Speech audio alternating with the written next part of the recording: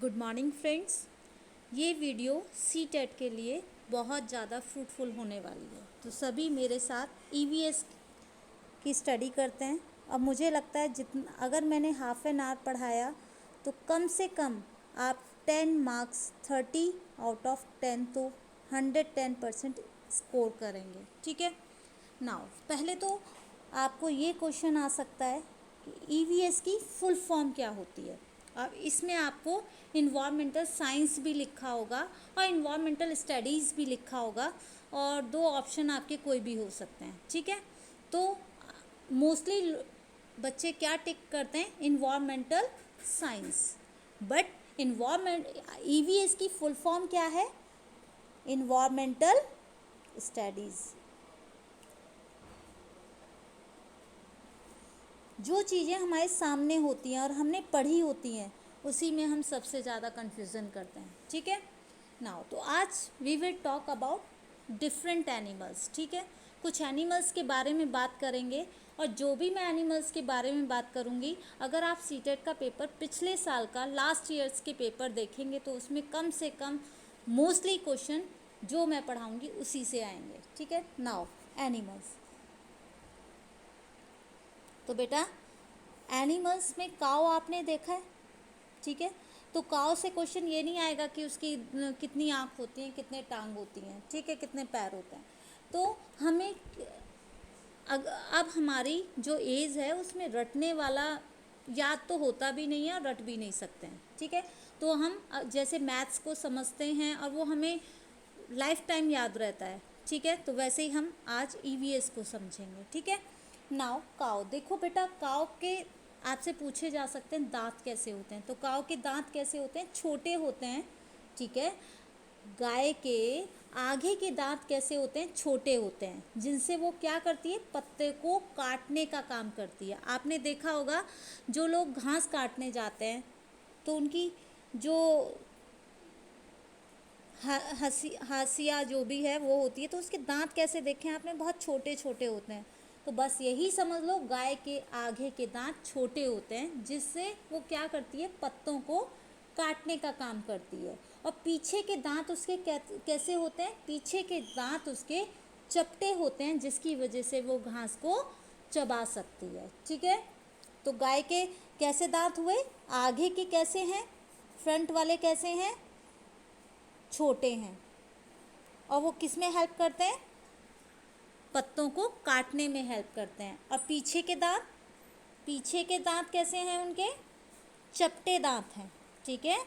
चपटे दांत हैं जो कि क्या करते हैं, घास को चबाने का काम करते हैं। ठीक है। और आगे के जो छोटे दांत हैं वो क्या करते हैं, वो पत्तों को काटने का काम करते हैं, तो को काटने का काम करते हैं। ठीक है। गिलहरी और चूहे के दांत, ठीक है, कैसे होते हैं। ठीक है। ये तो पता नहीं कैसे होते हैं, लेकिन गिलहरी के दांत और चूहे के दांत हमेशा क्या करते हैं, बढ़ते रहते हैं। इसीलिए उन लोगों की आदत क्या होती है, दांत और उसकी चूहे की क्या आदत होती है, वो प्लास्टिक मिलेगा उसको कुतरने लग जाएगा। तो कुतरने का मतलब ये, कागज़ मिलेगा उसको कुतरने लग जाएगा, तो कुतर के वो उसको खाते नहीं है। ठीक है। प्लास्टिक चूहा खाता नहीं है, लेकिन वो फिर भी कुतर देता है। क्यों, क्योंकि उसको अपने दांत कुतरने से उसके दांत घिस जाते हैं। ठीक है। तो गिलहरी के दांत कैसे होते हैं, गिलहरी और चूहे के दांत कैसे होते हैं, लगातार बढ़ते रहते हैं। इसलिए वो क्या करते हैं, अपने दांतों से कुतरते रहते हैं। कुतरने के कारण क्या होता है, घिस जाते हैं दांत उनके। ठीक है। ये अपनी वर्डिंग में लिखेंगे, आप अपने आप नोट्स बनाएंगे तो अपनी वर्डिंग में लिखेंगे तो आपको ऐसे ही याद हो जाएगा। ठीक है। अब बिल्ली के दांत कैसे होते हैं, नुकीले होते हैं। क्यों नुकीले होते हैं, क्योंकि उसे मांस को फाड़ने और काटने का काम करना होता है। ठीक है। नुकीली चीज़ से क्या करते हैं, हम फाड़ते हैं या फिर काटने का काम करते हैं। ठीक है। तो आपको काऊ, गिलहरी, चूहे, बिल्ली, इनके बारे में पता लग गया। ठीक है।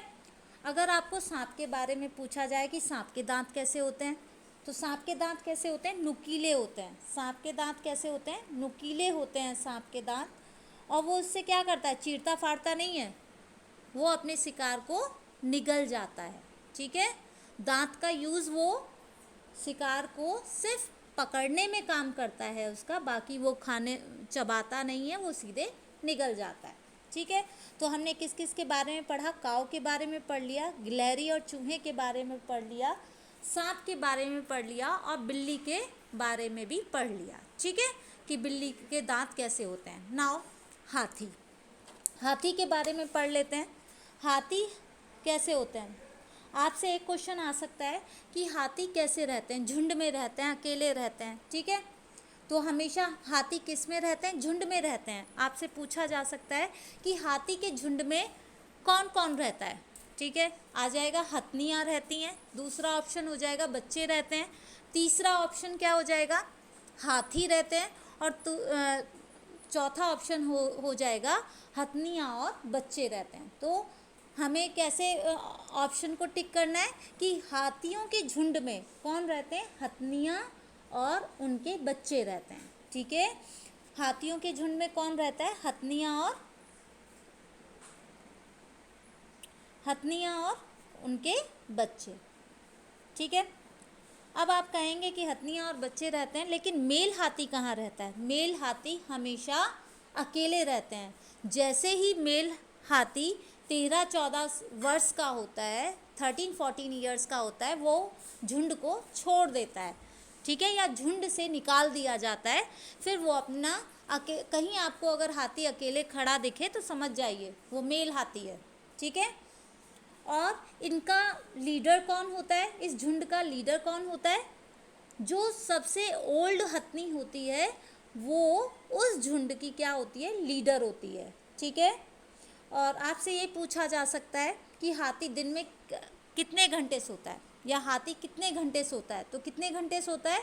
2 से 4 घंटे ही हाथी सोता है। ठीक है, और एक दिन में कितनी पत्तियां खा लेता है? 100 किलोग्राम पत्तियां एक दिन में हाथी खा लेता है। ठीक है, और 3 माह के हाथी का वजन कितना होता है? 200 ग्राम, 200 किलोग्राम। ठीक है, कितना? इसके 3 माह के बच्चे का कितना होता है? 200 किलो, 200 किलो का होता है। ठीक है, और कितने घंटे सोता है? 2 से 4 घंटे सोता है। और झुंड में कौन होता है? हथनियाँ और बच्चे होते हैं। ठीक है, और क्या होता है? उनका लीडर कौन होता है? नेतृत्व कौन करता है झुंड का? एक बुजुर्ग हथनी, ओल्ड हथनी जो होती है वो उसको गाइड करती है। ठीक है, एक झुंड में कितने होते हैं? 10 से 12 हथनियाँ होते हैं, वह उनके बच्चे होते हैं। ठीक है, तो हमें चीज़ें ऐसे याद करनी है कि हमें तुरंत से पॉइंट टू पॉइंट याद होना चाहिए। ठीक है, तो हाथी के बारे में भी पढ़ लिया। ठीक है, अब चलिए हम पढ़ते हैं बाघ के बारे में। ठीक है, बाघ आपका लेपर्ड। ठीक है, तो बेटा आप सबको पता है कि बाघ कैसा होता है। अच्छा ये बताइए, बिल्ली रात में देख पाती है तभी आपके किचन में आके दूध पी जाती है। ठीक है, ऐसा तो है नहीं कि आप लाइट ऑन करके रखते हैं कि बिल्ली आएगी उसके लिए वो आराम से सर्च कर पाएगी, देख लेगी और दूध पी लेगी। हम लाइट ऑफ करके सोते हैं लेकिन वो फिर भी आके क्या करती है? दूध पी जाती है। तो क्यों पी जाती है? क्योंकि उसे रात में अंधेरे में भी दिखाई देता है। और मैंने अब बिल्ली की कहानी आपको क्यों सुनाई? जिससे कि आपको पता लग जाए। बचपन में भी सुना था कि बिल्ली कौन होती है? शेर की मासी होती है। ऐसा ही कुछ बचपन में पढ़ा था।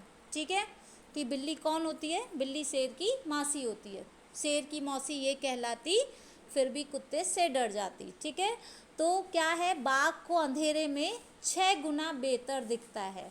ठीक है, 6 गुना बेहतर हमसे देख सकता है। ठीक है, और बाघ की जो मूछें हैं, जो उसके नोज़ के पास मूछें होती हैं, उनसे वो क्या पता कर पाता है कि हवा में जो कंपन होता है उससे वो पता कर पाता है कि मेरा शिकार कहाँ है। ठीक है, मेरा शिकार कहाँ है। इवन रास्ते को भी वो उसी से जज कर लेता है कि किस रास्ते में उसे जाना है।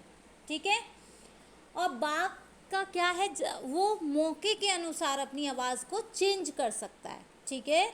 अब मौके के अनुसार अपनी आवाज़ को बदल सकता है, ठीक है। और आपको ये क्वेश्चन सीटेट में कैसे देखने को मिलेंगे, आपको 3-4 चीज़ें सेंटेंस लिख दिया जाएगा, पूछा जाएगा इसमें से गलत कौन सा है, ठीक है, इसमें गलत कौन है, या फिर इसमें से इन 4 स्टेटमेंट में कौन कौन सी स्टेटमेंट ठीक है। तो उसमें आपको लिखा होगा केवल फर्स्ट ठीक है, या फर्स्ट सेकंड ठीक है, या थर्ड ठीक है, इस टाइप से आएगा, ठीक है। तो ये मौके के अनुसार अपनी आवाज़ को बदल सकता है, ठीक है। तभी इनके फ्रेंड्स आ जाते हैं। अगर इनको शिकार मिल जाता है तो ये क्या करते हैं, अपनी आवाज़ चेंज करके बुला लेते हैं अपने फ्रेंड्स को, और वो समझ जाते हैं कि हाँ शिकार मिल गया, ठीक है।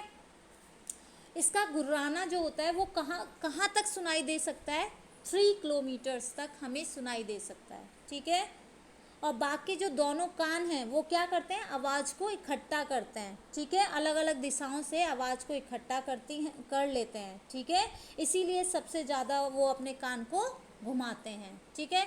इवन कुछ डॉगी भी हैं कि जैसे ही उनको आवाज़ इधर सुनाई दिया तो उनका कान का मूवमेंट उधर की तरफ हो जाता है, लेकिन बाघ का क्या है, वो हर दिशा से अब साउंड को कलेक्ट कर लेता है, और उसी की वजह से क्या होता है, साउंड को कलेक्ट कर लेता है, और इसीलिए उसके कान चारों दिशाओं में घूम भी जाते हैं, ठीक है।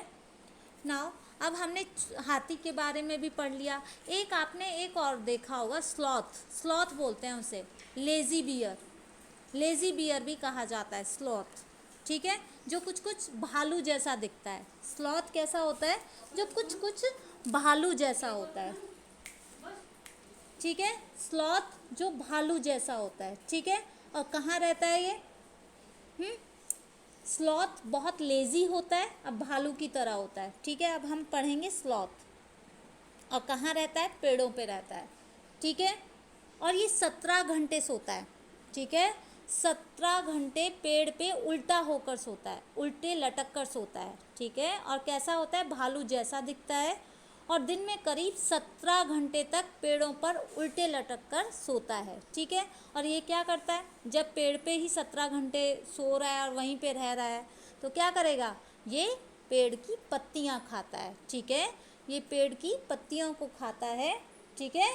और पूरे वीक में सिर्फ एक बार ही ये नीचे उतरता है, किस लिए उतरता है, फ्रेश होने के लिए, ठीक है, अपना नाइट्रोजीनियस वेस्ट को एक्सक्रीट करने के लिए ये पेड़ से वीक में एक दिन ही उतरता है, ठीक है। और ये अपने 40 साल के जीवन काल में, ठीक है, 40 साल का इसका जीवन काल होता है, ठीक है, उसमें सिर्फ ये 8 पेड़ों को पर ही घूम पाता है, ठीक है। 40 साल में सिर्फ 8 पेड़ों पर ही घूम पाता है। ये आपको क्वेश्चन आ सकता है कि स्लॉथ 40 साल के अपने जीवन काल में कितने पेड़ों पर घूम पाता है, ठीक है। तो कितने पेड़ों पर घूम पाता है, 8 पेड़ों पर। और कितने घंटे सोता है, 17 घंटे सोता है। और कहाँ सोता है, कैसे सोता है, उल्टा लटक कर सोता है, पेड़ों पे सोता है, ठीक है। और स्लॉथ कैसा होता है, भालू जैसा होता है, ठीक है। अब चलिए, हमने कुछ एनिमल्स के बारे में पढ़ा, अब हम पढ़ते हैं बर्ड्स के बारे में, ठीक है। अब हम किसके बारे में पढ़ेंगे, कुछ बर्ड्स के बारे में पढ़ेंगे, जैसे क्योंकि आपको बर्ड से रिलेटेड भी क्वेश्चंस आएंगे, ठीक है। तो बर्ड सब लोग जानते हैं, चिड़िया, ठीक है। तो आप सबको पता है कोयल, ठीक है, अगर आपसे कहा जाए बहुत अच्छी एक चिड़िया का नाम बताओ तो कोयल ही ध्यान आएगी, ठीक है। कोयल का बहुत सॉन्ग भी सुने हैं, कोयल जैसी बोली, ठीक है। तो कोयल अपना घोंसला नहीं बनाती, ठीक है, कोयल अपना घोंसला नहीं बनाती, यह कोए के जो कौवा होता है उसके घोंसले में अंडे देती है। तो आपको क्वेश्चन कैसे आ सकता है कि ऐसा कौन सा पक्षी है जो अपना घोंसला नहीं बनाता। तो आपको ऑप्शन दिए होंगे, उल्लू है, कौवा है, तोता है और कोयल है। तो आपको किस पे टिक करना है, कोयल पे टिक करना है। तो कोयल एक ऐसा पक्षी है जो अपना घोंसला नहीं बनाता है और अपने अंडे कहाँ देता है, कौवे के घोंसले में, ठीक है। गौरैया कहाँ बनाती है घोंसला, ठीक है, ये गौरैया कहीं भी अपना घोंसला बना लेती है, या तो अलमारी के ऊपर बना लेगी, ठीक है। कोई झरोका खाली है वहाँ पर अपना घोंसला बना लेती है, ठीक है। और कबूतर कहाँ बनाता है? कबूतर मोस्टली पुराने मकानों और खंडरों में बनाता है। आपने देखा भी होगा, कभी घर में नहीं बनाता ये, अगर बाहर है, छत के ऊपर है कोई, तो वहाँ बनाता है। कहाँ बनाता है? पुराने मकान या खंडरों में। तो आपको क्वेश्चन आ सकता है, कौन सा पक्षी ऐसा है जो पुराने मकान और खंडरों में अपना घोंसला बनाता है? तो कौन सा बनाता है? कबूतर। और पेड़ की ऊंची डाल पर घोंसला कौन बनाता है? ठीक है, आपसे क्वेश्चन आ सकता है कि पेड़ की ऊंची डाल पर घोंसला कौन बनाता है? तो कौन बनाता है? कौवा बनाता है। और इसके घोंसले में क्या क्या हो सकता है? लोहे के तार भी हो सकते हैं, लकड़ी, शाखाएं हो सकती हैं, ऐसी चीज़ें देखने को मिलती हैं। कौवे के घोंसले में लोहे के तार, प्लास्टिक, लकड़ी की शाखाएं और क्या मिलती हैं? कुछ इसी और झाड़ियाँ मिलती हैं, ठीक है। और बसंत गौरी पेड़ के तने में गहरा छेद बनाकर उसमें अंडे रखती है। अगर आपसे बसंत गौरी के बारे में पूछ लिया जाए तो वो कहाँ बनाती है? पेड़ के तने में गहरा छेद बनाकर उसमें अंडे रखती है, ठीक है। और ये और आपको एक क्वेश्चन आ सकता है कि कौन सा पक्षी है जो गर्मियों में टुक टुक करता रहता है? कौन सा पक्षी है जो गर्मियों में टुक टुक करता रहता है? तो कौन सा है? बसंत गौरी, ठीक है। और इंडियन रैविन कौन सी चिड़िया को कहते हैं? कलचिड़ी को इंडियन रैविन बोला जाता है। और आपसे ये पूछा जा सकता है, इंडियन रैविन अपना घोंसला कहाँ बनाती है? ठीक है, तो नीचे आपको 2-3 स्टेटमेंट दिए होंगे एंड नन ऑफ दीज भी लिखा होगा। तो आपको क्या बताना है कि इंडियन रैविन अपना घोंसला कहाँ बनाती है? पत्थरों के बीच में, ठीक है। घास से बना घोंसला बनाती है, पत्थरों के बीच में घास से बना घोंसला बनाती है। और इसके आपसे क्वेश्चन आ सकता है, इसके घोंसले में क्या क्या आपको देखने को मिल सकता है?